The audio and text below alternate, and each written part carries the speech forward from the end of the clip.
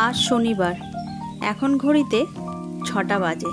ছেলে ফুটবল খেলতে যাবে বলে ভোরবেলায় উঠে পড়েছে, সঙ্গে আমিও। ও তো চলে গেল, কিন্তু আমার আর ঘুম এলো না, তাই ছাদে চলে এলাম। গাছ ভরা ফুল দেখতে কার না ভালো লাগে বলো, কিন্তু গত 3 দিন ধরে যা বৃষ্টি হচ্ছে তাতে ফুলের পরিমাণও কমেছে। গাছে শুধু কয়েকটা জবা ফুলই ফুটেছে। এমন খালি খালি গাছ দেখলে মনটা বেশ ভার হয়ে যায়। তবে কি জানো, প্রকৃতির যে এমনই নিয়ম, কখনো ভরা কখনো খালি। শুভ সকাল বন্ধুরা, নতুন একটা দিনে নতুন সকালে আপনাদের সকলকে স্বাগত জানাই আমার বঙ্গোপমা চ্যানেলে। আজ তো শনিবার, মানে সপ্তাহের শেষ, কাল রবিবার, কাল একটা স্পেশাল ডে আছে আমাদের জন্য। সব কিছু মিলিয়ে মিশিয়ে আজকে খুব খুশি। তো আজকে একটা মনের মতন রান্নাও করছি। আজকে খাওয়া দাওয়া সেরকম লোক নেই, আজকে একাদশী পড়েছে বলে মা খাবে না। ছোটো দেওরের অফিসে কনফারেন্স আছে, ও বেরিয়ে গেছে। সেজ দেওরের একটা ক্যাটারিংয়ের কাজ আছে, যার জন্য ও খাবে না। বাকি রইলাম আমরা 4 জন। তো সেই জন্য আজকে বসিয়েছি খিচুড়ি। খিচুড়ি আমার ভীষণ ভালো লাগে, ভীষণ পছন্দের। দুর্গাপুজোর সময় যখন ঠাকুর দেখতে যাই, তখন ওই প্যান্ডেলে যে খিচুড়ি হয়, সবার মানে বানানো সত্ত্বেও আমি গিয়ে লাইনে দাঁড়িয়ে এক প্লেট খিচুড়ি নিয়ে খেয়ে নিই। আমার তো বেশ লাগে, আর ওই খিচুড়ির স্বাদ আমি ঘরে বানালেও পাবো না। তো চলো আজকে দিনটাকে এখান থেকেই দারুণভাবে শুরু করি। আর এই যে ডাল চাল বসিয়ে দিয়েছি, আলুও ভেজে দিয়েছি, আর বসাবো এতে আলুটা ভেজে দিয়ে দিয়েছি। এটা সিদ্ধ হোক, ততক্ষণে মশলাটা রেডি করে ফেলি। মশলা বলতে এই নিরামিষেই করব। আর করব বেগুন ভাজা আর পাঁপড় ভাজা তো হবেই, মানে খিচুড়িতে যেটা লাগে বেগুন ভাজা, পাঁপড় ভাজা। অন্যান্য দিন হলে ডিমের অমলেট হতো। তো আর দেখি কি কি ভাজাভুজি করা যায়, বেশ ভালো লাগে। মানে তরকারি দিয়েও ভালো লাগে, আলুর দম টম দিয়ে, কিন্তু 3-4 জনের জন্য ওই জন্য তরকারি করবো না, ভাজাভুজি, চাটনি, পাঁপড় এইসব দিয়ে চালিয়ে দেবো। তো চলো রান্নাটা সেরে ফেলি। এই দেখো আমার খিচুড়ি পুরো রেডি। আর এই যে গরম মশলা দিয়ে দিয়েছি। এবার এতে দিয়ে দেবো 1 চামচ ভর্তি ঘি। নিরামিষ খিচুড়িতে একটু ঘি, গরম মশলা আর একটু মিষ্টি মিষ্টি হলে তার স্বাদটা আরও বেড়ে যায়। চলো খিচুড়ি তো আমার রেডি। আর মেজদা যেহেতু এখন খেয়ে বেরিয়ে যাবে, সেই জন্য বেশি কিছু রেডি করিনি, মানে ভাজিনি আর কি, পরে ভাজবো। এই যে আলু ভাজা, এখানে মেজদার জন্য 2টো পাঁপড় ভেজে রেখেছি, এখানে ভাজা হচ্ছে বেগুন, আর চাটনি তো আছেই। এই দিয়ে খেয়েও এখন অফিস চলে যাবে। আর আমরা যখন দুপুরবেলা খাবো তখন দেখি আর কি আছে ফ্রিজে, সবজি আছে অনেক কিছুই, একটু আমি ভাজবো, ভেজে আর খাবো। তাহলে চলো, রান্না তো মানে অলরেডি শেষের পর্যায়ে। ভাবছি আজকে অন্য কি করা যায়, এই রান্নাঘরটাই পরিষ্কার করবো। আর সারাদিনই মোটামুটি রান্না হয়, এগুলো ভীষণ নোংরা হয়ে যায়। আর এই চিমনিটাও বেশ নোংরা হয়েছে, নোংরা মানে তেল ছিটে আর কি। এগুলো যদি অল্পতেই পরিষ্কার না করে নিই, তাহলে একসঙ্গে অনেক চাপ পড়ে যায়। চলো তাহলে আজকে এটাই করি, মিশন রান্নাঘর আজকে।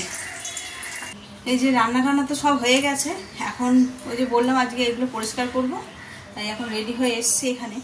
আগে রান্নাঘরটা খালি করে নিই, রান্নার জিনিসপত্রগুলো সব গুছিয়ে নিয়ে তারপরে মুছতে সুবিধা হবে। তাহলে কেরোসিন তেল দিয়ে করবো তো, এদিক ওদিক খাবারে টাবারে পড়বে, সেই জন্য।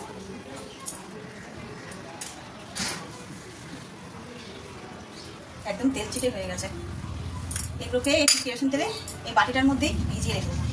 এইভাবে দেখতে পাচ্ছ, এইভাবে ভিজিয়ে রেখে দেবো, যত তেল সব উঠে গিয়ে আর এটা পরিষ্কার হয়ে যাবে।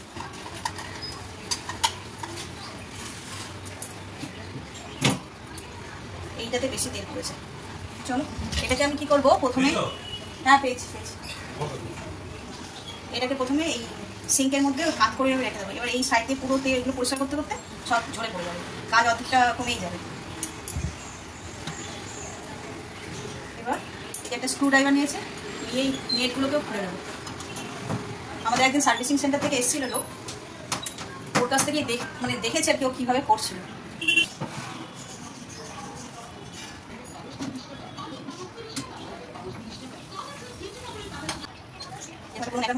দিয়ে বেশ দিয়ে তারপরে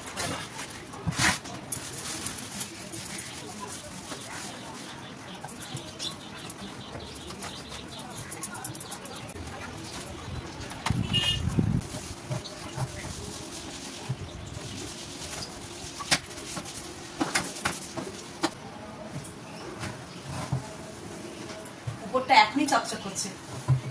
দাও করে দেখো।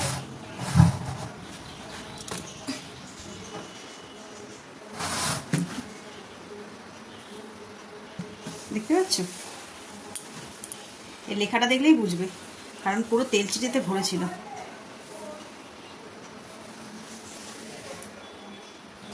খুব সুন্দর পরিষ্কার হয়। এই যে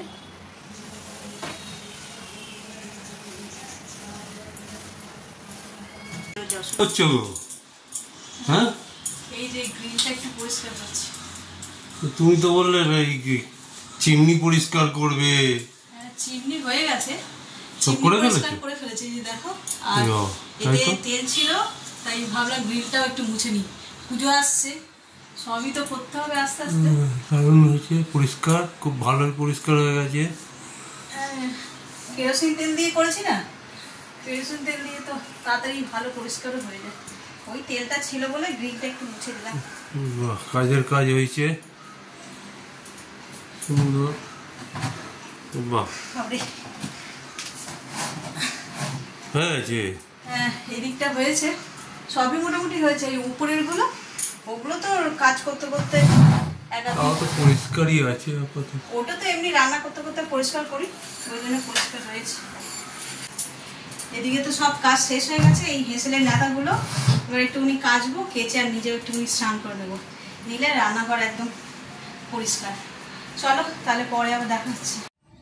শনিবারে নিরামিষে কি রান্না করব বুঝতে পারছিলাম না, তাই করে নিলাম খিচুড়ি। সঙ্গে ছিল বেগুন ভাজা, পটল ভাজা, আলু ভাজা, কাঁকরোল ভাজা, আর ছিল পাঁপড় ভাজা। আর এই গরম গরম খিচুড়ির উপরে একটু ঘি না দিলে হয়, তাই ছড়িয়ে দিলাম একটু ঘি, আর ছিল পাতিলেবু। আর এই হলো আজকের দুপুরের আমাদের খাবার। এই যে সন্ধেবেলা একটু রেডি হয়ে নিয়েছি, যাবো একটু কুদঘাট বাজারে, এই টুকটাক কিছু কেনাকাটির আছে ওই জন্য। আর বললাম কালকে একটা স্পেশাল ডে আছে, তার জন্য কিছু কেনাকাটি আছে। তো কাল কি স্পেশাল ডে সেটা কালকেই নয় দেখবে। তো চলো আজকে বেরোই। আর এমনিতেও 7:30 বাজে, হ্যাঁ বেজে গেছে। আর দেরি করবো না, বেরিয়ে যাই চলো।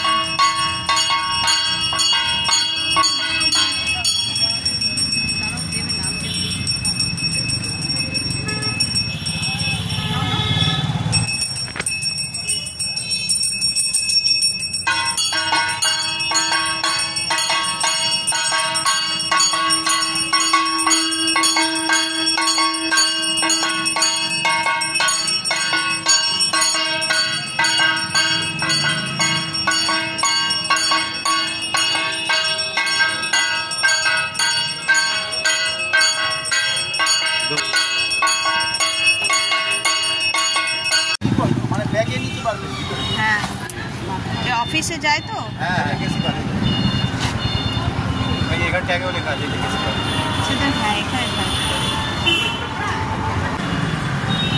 আর একটা কি বলেন, মহেন্দ্র,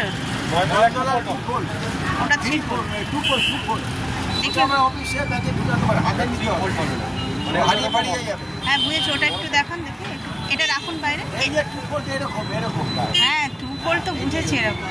আমি চাই ব্র্যান্ডেডটা কিরকম কোয়ালিটি সেটা।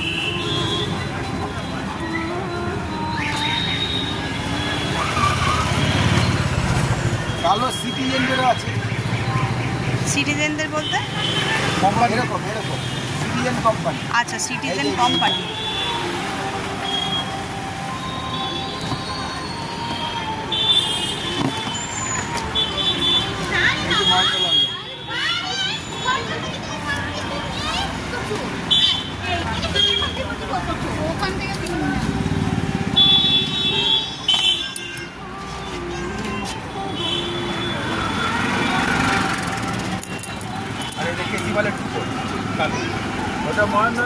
এটা এখনই জং পড়ে গেছে, অনেক দিনের মাল মনে হচ্ছে, এখনই জং পড়ে গেছে।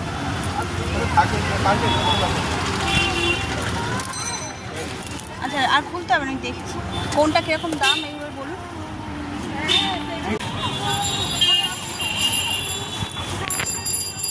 কালো দুটা রেঞ্জ ছিল না হুম বাচ্চাদের, এই দুটা মাল প্যান্ট সেট এলা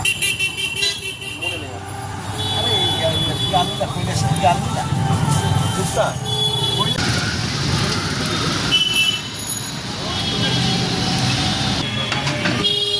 দাও 1500 টাকাটা দিয়ে আমাকে বলে খানে বই না দাদা আমি প্রথমে ভুল করে 32 বলেছিলাম অপরকে ওরকম বলেই যায়। হ্যাঁ 10 নেই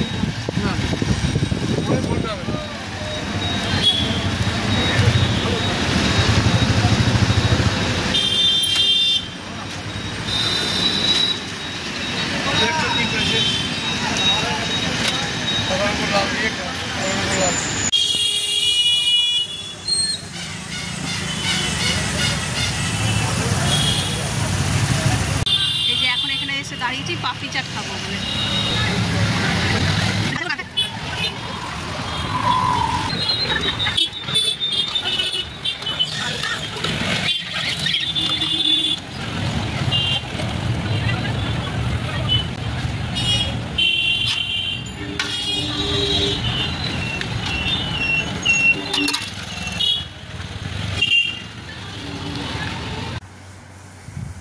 মার্কেট থেকে এসে আর ব্লগ করাই হয়নি, যেমন গরম লাগছিল আর দেরিও হয়ে গিয়েছিল।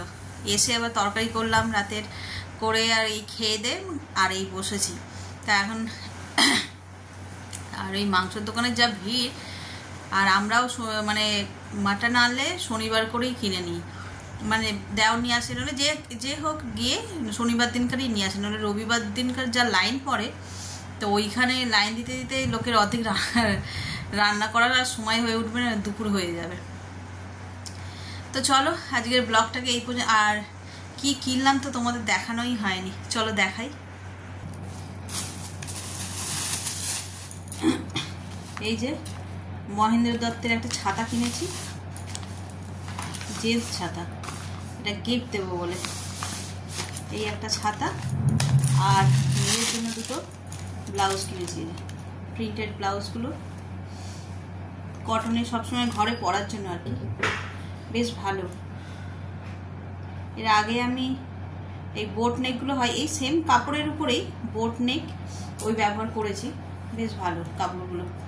এই ব্লাউজ কিনলাম আর এই ছাতাটা আর এই মাংস কিনে বাড়ি চলে এসেছি, আর তেমন কিছু কিনিনি।